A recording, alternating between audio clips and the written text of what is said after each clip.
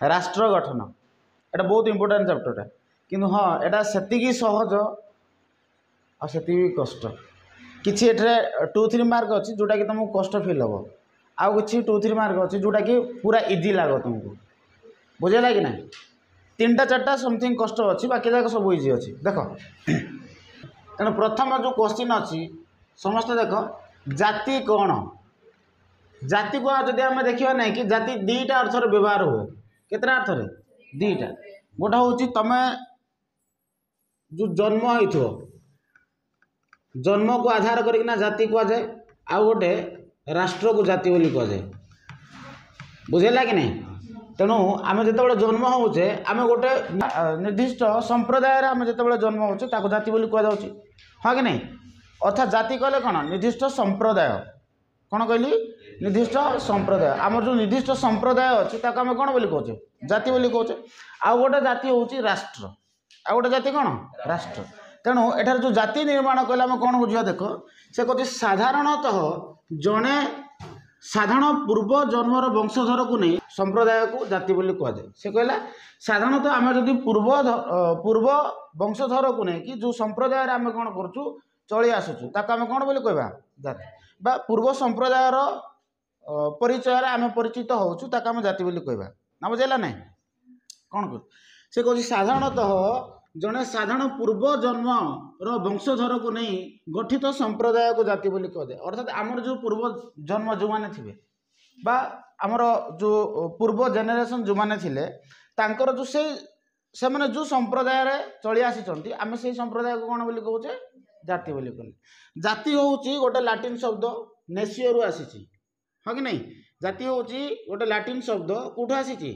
नेसियो jar अर्थ हूँ कौन जन्म जार अर्थ हूँ कौन जन्म बुझेगा जाति हूँ गोटे लाटिन शब्द नेसियो रु आसी जार अर्थ हूँ जन्म अन्य अर्थ कहले जाति कहले आम कौन बुझा एक मानव गोष्ठी जहाँ राजनैतिक चेतन उद्भूत होई स्वाधीनता और सार्वभौम उपभोग करे ताको आम राष्ट्र जाति कहुए देख ये लाइन टाक भल भाव बुझ से कहला एक अर्थर जदि कहबा जाति कहले एक मानव गोष्ठी बुझेगा कि नहीं जाति कहले एक मानव गोष्ठी जहाँ कौन करती कि राजनैतिक चेतन उद्भूत होई स्वाधीन और सार्वभौम उपभोग करती ताको जाति कहुए एठारे आम राष्ट्र को बुझा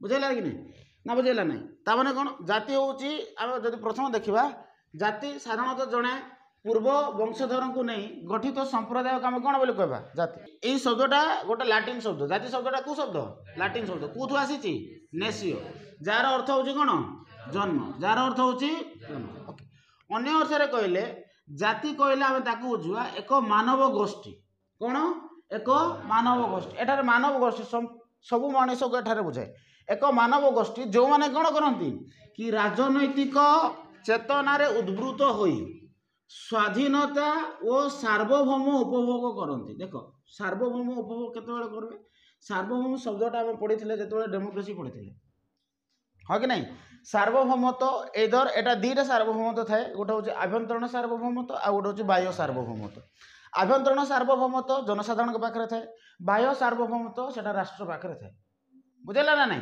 तेणु से कौच आम अन्य अर्थर जब कहवा जाति कौन एक मानव गोष्ठी जहाँ राजनैतिक चेतन उद्भूत हो कौन करती स्वाधीन और सार्वभौम उपभोग करती ताको आम कौन बोली कहवा जाति ये बुझेगा जातीयतावाद कौन कहला जातीयतावाद शुण जातीयतावाद जाति को जाति गठन पाई जो मानसिक एकतार भाव कार्य करे ताको आम जातीयतावाद बोली कहूँ बुझेगा कि नहीं जातीयतावाद बा आम जातीयता को नहीं जाति गठन पाई बा एक काटी दिवा को जाति गठन पाई जो मानसिक एकतार भाव कार्य करे ताको आम कहबा जातीयतावाद जाति गठन एठार राष्ट्र गठन कथा कह जाति गठन कले कौन राष्ट्र गठन जेतेबेले आम भितर जदि एकतार मनोभाव जेतेबेले आसुची ताकू कहुच्छी जातीयतावाद ना बुझेगा ना जेतेबेले आम ब्रिटिश मानक द्वारा शासित होउथुलु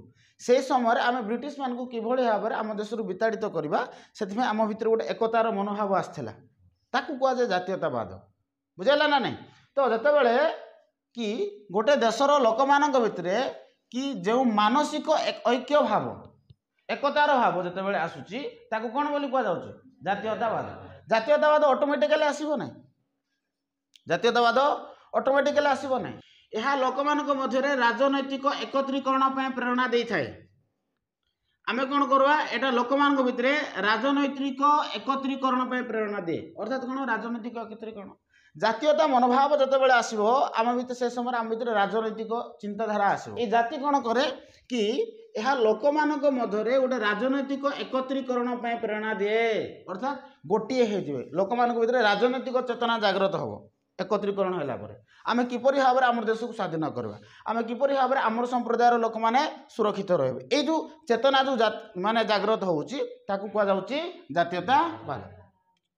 जातीयतावाद द्वारा गोटे जातिर संस्कृति परंपरा एवं ऐक्य रक्षा करा जाय परिबो। एठारे मु पूर्व भी कही एठारे जाति कहले आमे कौन गोटे संप्रदाय को बुझुना, जाति कहले गोटे ही संप्रदाय आमे जोटा कि भारतीय बोले आम जो परिचय अच्छी ताकू ही बुझुचे, बुझला कि नहीं। तेणु जातीयतावाद द्वारा कौन हम गोटे जातिर अर्थात आम जो भारत बोली कहे हाँ ना नहीं भारतीय बोली कहे तो आमको निज परिचय कौन दौच भारतीय। तेणु गोटे जातिर संस्कृति परंपरा और ऐतिह्य रक्षा करें कौथे जातीयतावाद जो लोक मान भितर जागृत हुए।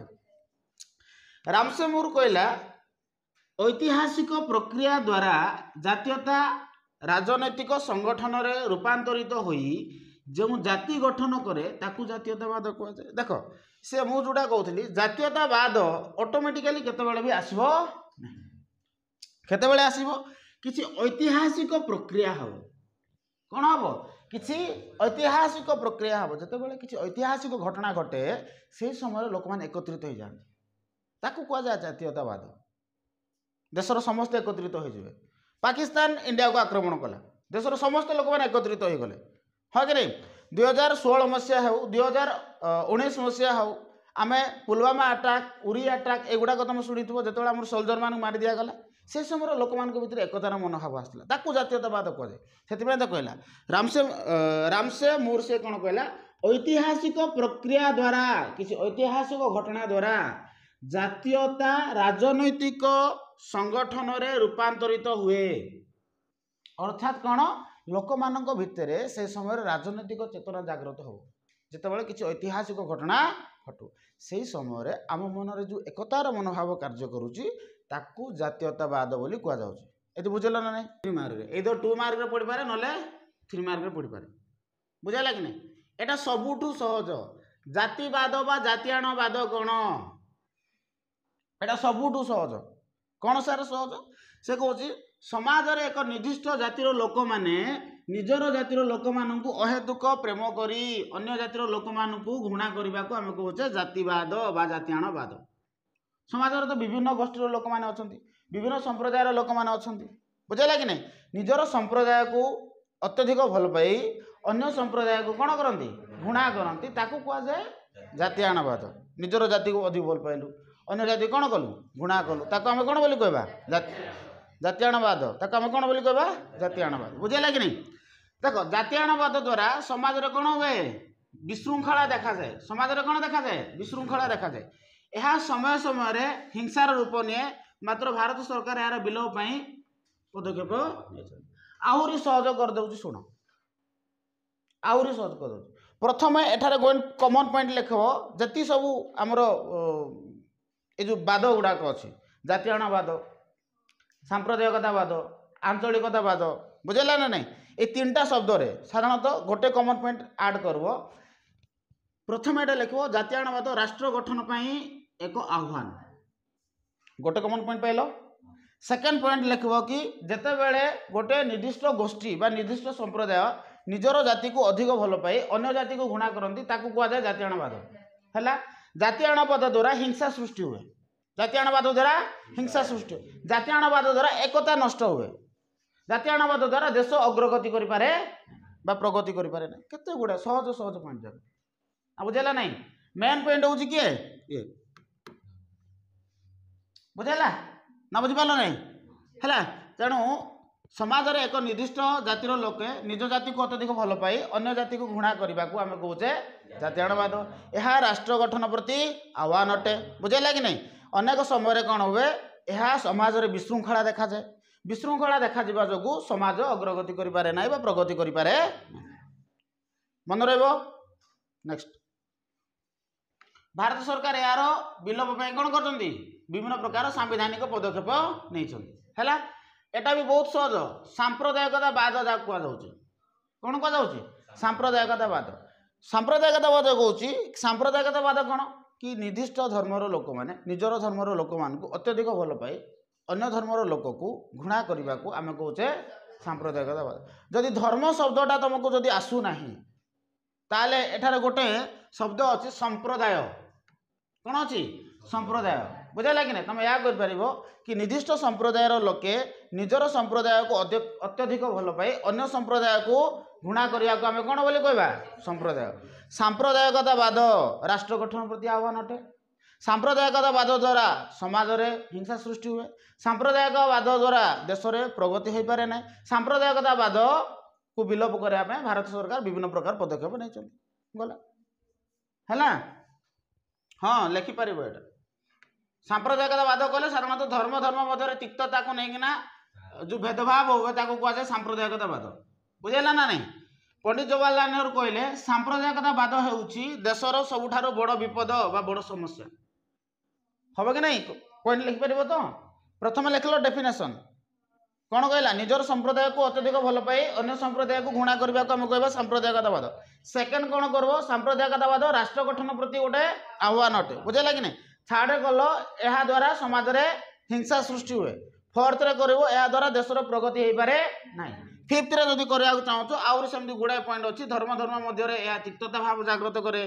पंडित जवाहरलाल नेहरू कहले सांप्रदायिकतावाद देश मध्य सबुठ बड़ विपद बोली एगुड़ा तुम आड कर राइट।